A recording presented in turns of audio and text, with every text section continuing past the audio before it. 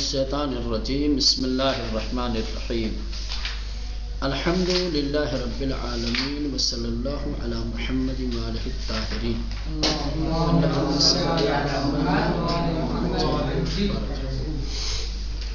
کل کے درس میں آپ لوگوں کو یہ بتایا گیا کہ عدالت نے، پنچایت نے کس طریقے سے حضرت ابراہیم علیہ السلام کے وہ سزا دینے کا اعلان کر دیا. کس طریقے سے کہا گیا کہ اب ان کو آگ کے حوالے کر دیا جائے، اپنے رب کی مدد کرو. ٹھیک، یعنی آگ میں ڈالنے کا فیصلہ سنا دیا گیا. یہ آگ میں ڈالنے کا فیصلہ سمجھ رہے ہیں، یہ خود حضرت ابراہیم علیہ السلام کی دعوت کی حقانیت کی دلیل ہے. پنچایت نے جو یہ فیصلہ لیا کہ ان کو آگ میں ڈالا جائے، یہ آگ میں ڈالنے کا فیصلہ یہ دشمنوں کی شکست، بت پرستوں کے باطل پر ہونے اور باطل پرست ہونے اور حضرت ابراہیم علیہ السلام کی حقانیت، ان کی دعوت کی حقانیت کی دلیل ہے. اور یہ دلیل اور محکم ہو گئی اس وقت جب واقعاً جو ہے اپنے فیصلے پر ان لوگوں نے عمل کیا اور حضرت ابراہیم علیہ السلام کو آگ کے حوالے کیا. تو اللہ نے اپنی قدرت کاملہ سے اس آگ کو حضرت ابراہیم علیہ السلام کے لیے گلزار بنا دیا. مجرم ہوتے، باطل پر ہوتے تو ہرگز آگ گلزار نہ ہوتی. آگ نے گلزار ہو کر کے حضرت ابراہیم علیہ السلام کی دعوت پر حقانیت کی مہر لگا دی. حضرت ابراہیم علیہ السلام کی حقانیت ثابت ہو گئی. اور خود اللہ نے پہلے ہی اعلان کر دیا تھا، یعنی حضرت ابراہیم علیہ السلام سے کہہ دیا تھا. قرآن کی جو آیت ہے یہ کہ کتب اللہ لأغلبن انا ورسلی، اللہ تعالیٰ نے یہ فیصلہ کر دیا ہے، اس نے یہ قانون بنایا ہے کہ وہ اور اس کے رسول غالب آئیں گے، کامیاب ہوں گے، انہیں فتح و کامرانی ملے گی. اور ہوا بھی یہی کہ حضرت ابراہیم علیہ السلام آگ میں آنے کے بعد بھی سرخرو اور کامیاب ہوئے، اور دشمن آگ میں ڈال کے بھی شکست کھا گئے. تثبیت حقانیت ابراہیم علیہ السلام، حضرت ابراہیم علیہ السلام کی حقانیت کا اثبات، ان کے حقانیت کی دلیل بر اساس آیے کتب اللہ لأغلبن انا ورسلی. کہہ رہے ہیں کہ اس آیے کریمہ کی بنیاد پر قید دشمنان حجت آشکار کنندے حقانیت دعوت ابراہیم، حضرت ابراہیم علیہ السلام کی دعوت کی حقانیت کو آشکار کرنے والی دلیل بن گئی. کیا؟ قید دشمن، دشمن کا مکر و فریب، دشمن کا فریب حضرت ابراہیم کی دعوت کی حقانیت کی کھلی ہوئی دلیل بن گئی. وہ معجزے بزرگ آن حضرت شد اور حضرت ابراہیم علیہ السلام کا سب سے بڑا معجزہ قرار پایا. حضرت ابراہیم علیہ السلام کے معجزات میں سب سے بڑا معجزہ ان کا کیا ہے؟ آگ کا گلزار ہو جانا. دشمنوں نے جو فریب کیا تھا، جو سوچا تھا کہ ان کو آگ کے حوالے کر دیں گے، جل کر راکھ ہو جائیں گے اور اس طریقے سے ہمیں آزادی مل جائے گی، ٹھیک، لیکن نتیجہ بالکل برعکس ہوا. جو کچھ سوچا تھا دشمنوں نے، ان سب پہ پانی پھر گیا. آگ جو ہے حضرت ابراہیم کے لیے گلزار ہو گئی، ٹھنڈی ہو گئی. تو یہ آگ کا گلزار ہو جانا، آگ کا ٹھنڈی ہو جانا، حضرت ابراہیم کا نجات پا جانا، یہ حضرت ابراہیم کے معجزے کے ساتھ ساتھ آپ کی دعوت کی حقانیت کی بھی دشمن گویا منہ کی کھا گئے. قلنا ہم نے کہا یا نارکونی اے آگ ہو جاؤ بردم وسلام علی ابراہیم ٹھنڈی اور سلامتی والی ابراہیم کے لیے، ابراہیم کے لیے۔ اب اس میں مفسرین نے بڑی اچھی کچھ باتیں کی ہیں کہ یہ جو بردن کے بعد سلامہ ہے، خالی بردن کہہ دیا ہوتا تب بھی بات پوری تھی۔ یا نارکونی بردن علی ابراہیم ٹھنڈی ہو جاؤ، سلامت نہیں کہتے تب آگ ٹھنڈی ہو جائے، ہم لوگ یہ کہتے نا کہ آگ ٹھنڈی ہوگی، لیکن سلامن اس لیے کہا ہے کہ کبھی کبھی برودت بھی آدمی کو نقصان پہنچا دیتی ہے۔ آگ ٹھنڈی ہوتی، ہو سکتا ہے کہ آگ اتنی ٹھنڈی ہو جاتی کہ ٹھنڈی کا اثر حضرت ابراہیم کے وجود پہ ہو جاتا، تب بھی ٹھنڈی سے بھی نقصان، لیکن سلامہ کہہ کر کے ایک اعتدال اور ایسی برودت کہ جس سے حضرت ابراہیم علیہ السلام کے وجود کو کسی طرح کا کوئی نقصان نہ ہونے پائے، ٹھنڈی ہو جائے اور سلامتی کا سبب بنے۔ ٹھیک، خالی ٹھنڈی نہیں ہونا ہے، ٹھنڈی ہونے کے ساتھ ساتھ سلامتی کی بھی ضمانت لینی ہے، حضرت ابراہیم کو بچانا بھی ہے، ان کو سلامت بھی رکھنا ہے ہر قسم کے غضنج سے، نقصان سے، ضرر سے۔ ٹھیک، اس کے بعد جو ہے چوتھی بات اور چوتھا مناظرہ جو حضرت ابراہیم علیہ السلام نے بابل کے حکمران کے ساتھ کیا ہے۔ بابل کے حکمران یعنی نمرود، بابل کے حکمران یعنی نمرود کے ساتھ حضرت ابراہیم علیہ السلام کی جو گفتگو ہوئی ہے، جو مناظرہ ہوا ہے، سورہ بقرہ کی آیت نمبر 258 میں اس کا ذکر آیا ہے، سمجھ رہے ہیں؟ نمرود بابل کا بادشاہ تھا، حاکم تھا، قدرت اور طاقت اور اقتدار کے نشے میں کیا ہے متکبر ہو گیا تھا، اپنے آپ کو ہر ایک سے، یہاں تک کہ خدا سے بھی بے نیاز سمجھتا تھا، سمجھ رہے ہیں؟ اپنے آپ کو خدا کہلوانا چاہتا تھا۔ حضرت ابراہیم علیہ السلام سے کٹ حجتی کی اس نے، حضرت ابراہیم علیہ السلام نے بھی مناظرہ کیا، اس کی باتوں کا جواب دیا۔ الم تر الی الذی حاج ابراہیم فی ربہ، کیا تم نے نہیں دیکھا کہ حضرت ابراہیم علیہ السلام نے اپنے رب کے بارے میں کس طریقے سے مناظرہ کیا، بحث و گفتگو کی۔ حاج کہتے ہیں ہاں بحث و مباحثہ، گفتگو، مناظرہ۔ ان عطاہ اللہ الملک، اللہ نے انہیں سلطنت، ملک عطا کیا۔ حضرت ابراہیم علیہ السلام کی جو گفتگو ہوئی ہے نمرود کے ساتھ وہ یہ ہے، اذ قال ابراہیم ربی الذی یحیی و یمیت۔ چونکہ نمرود اپنے آپ کو خدا کہلوانا چاہتا تھا، خود کی خدائی کا دعویٰ کرتا تھا، حضرت ابراہیم علیہ السلام نے اس سے جب مناظرہ کیا، اسے گفتگو کی، کہا کہ نہ، میرے رب کے کچھ خصوصیات ہیں، میرے رب کے کچھ امتیازات ہیں، وہ یہ ہے کہ وہ زندگی دیتا ہے اور موت دیتا ہے، حیات و موت کا مالک ہے، وہ حیات و موت اس کے اختیار میں ہے۔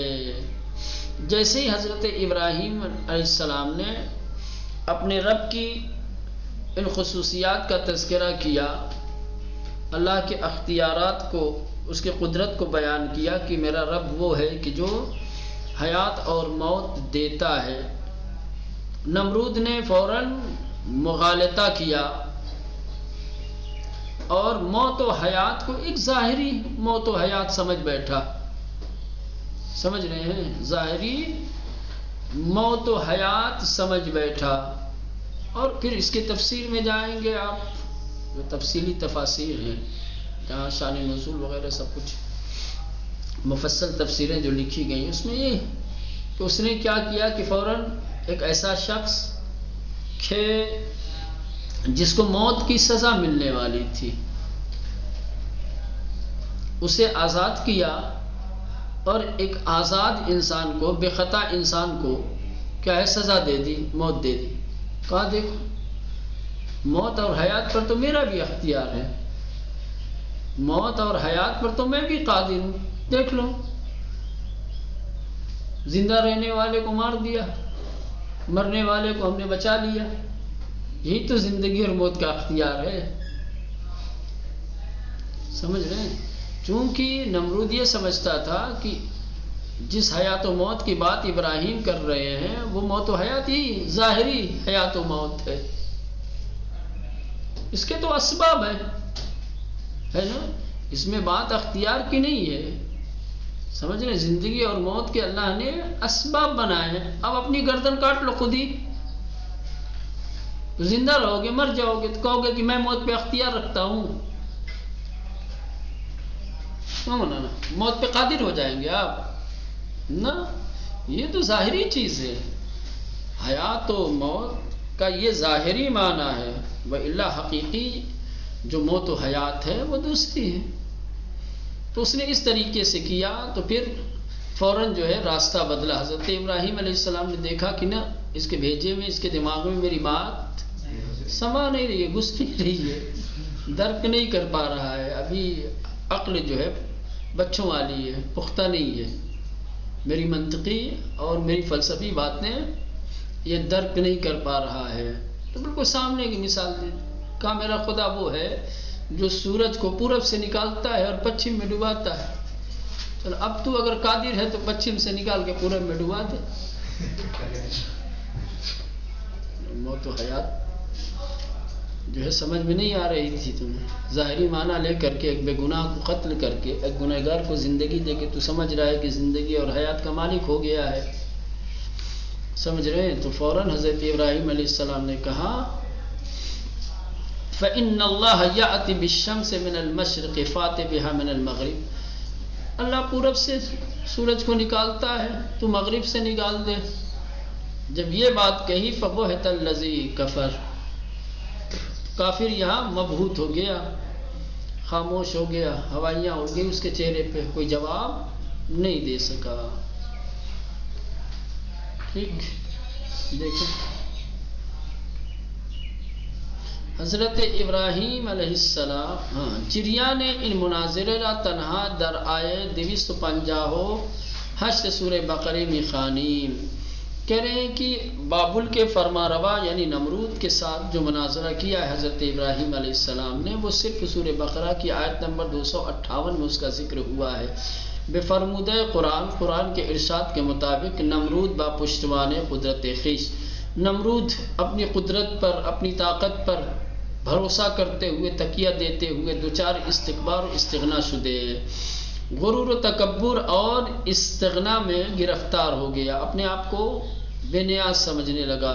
وبا ابراہیم در مورد حقانیت پروردگار محاجے میں کر، اور حضرت ابراہیم علیہ السلام کے ساتھ پروردگار کی حقانیت کے بارے میں کیا ہے بحث و مناظرہ کرنے لگا، کٹ حجتی کرنے لگا کہ نہ خدا تو میں ہی ہوں. الم تر الی الذی حاج ابراہیم، کیا تم نے نہیں دیکھا اس شخص کی طرف جس نے ابراہیم علیہ السلام سے کیا ہے بحث و مناظرہ کیا، پھر رب ہی اپنے رب کے بارے میں، ان آتاہ اللہ الملک، اس لیے کہ اللہ نے اسے سلطنت دی تھی، بادشاہت دی تھی.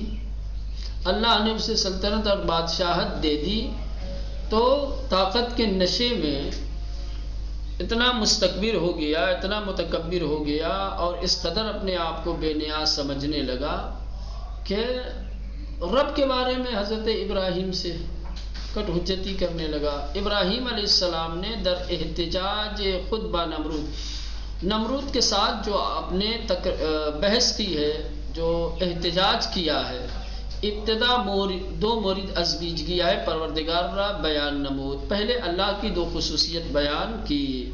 اذ قال ابراہیم، جس وقت ابراہیم علیہ السلام نے کہا ربی الذی، میرا خدا وہ ہے، یحیی جو حیات دیتا ہے، ویمیت اور موت دیتا ہے.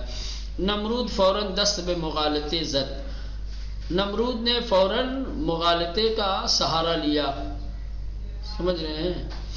و میراندن و زندہ کردن را، اور موت دینے اور حیات دینے کو موت و حیات بمعنی ظاہری دانست، اور سمجھنے لگا کہ یہ جو ابراہیم جس موت و حیات کی بات کر رہے ہیں یہ ظاہری موت و حیات ہے، لہذا قال کہا انا احیی و امیت، یہ کام تو میں بھی کرتا ہوں۔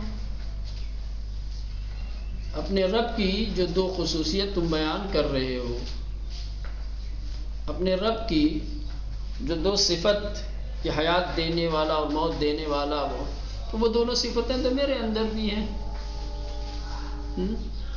ان حضرت ان مغالطے را بے جواب گزاشت، تو حضرت ابراہیم علیہ السلام نے نمرود کے اس مغالطے کا کوئی جواب نہیں دیا۔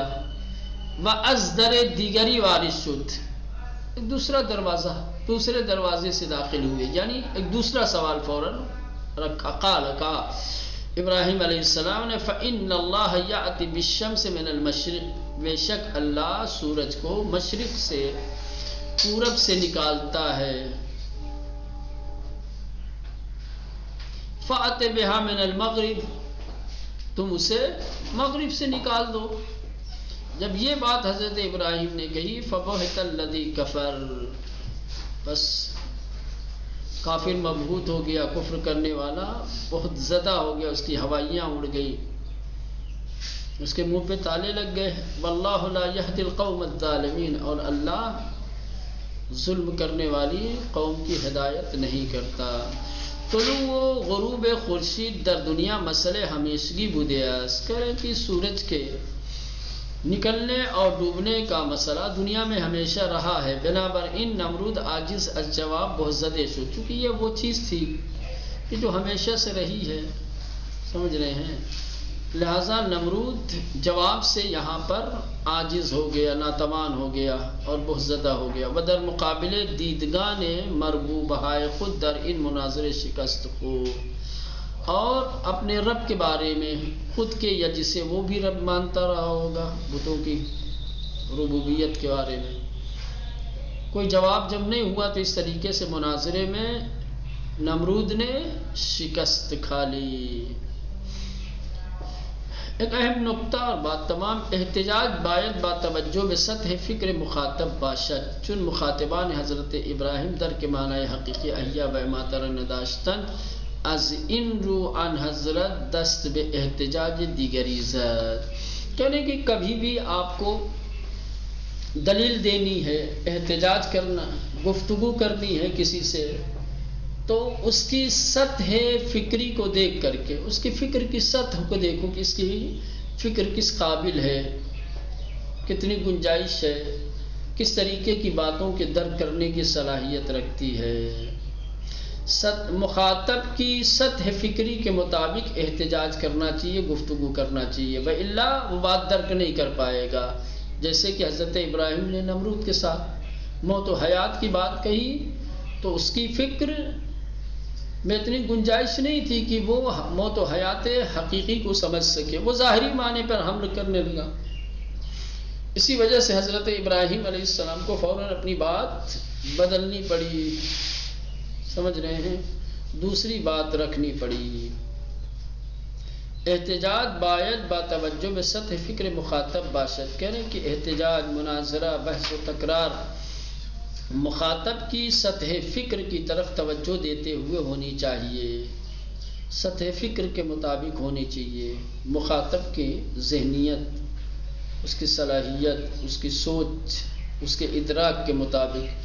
چون مخاطبان حضرت ابراہیم در کے معنی حقیقی احیا و اماتر نداشتن، چونکہ حضرت ابراہیم علیہ السلام کے مخاطبین احیا اور اماتہ یعنی زندگی اور موت کے حقیقی معنی کو درک کرنے کی قوت اور صلاحیت نہیں رکھتے تھے، از ان رو اسی وجہ سے ان حضرت دست بے احتجاج دیگری زد، حضرت ابراہیم علیہ السلام کو کیا ہے، دوسری طرح سے احتجاج کرنے کی ضرورت پڑی، پھر وہ سورج نکلنے کی بات کہی۔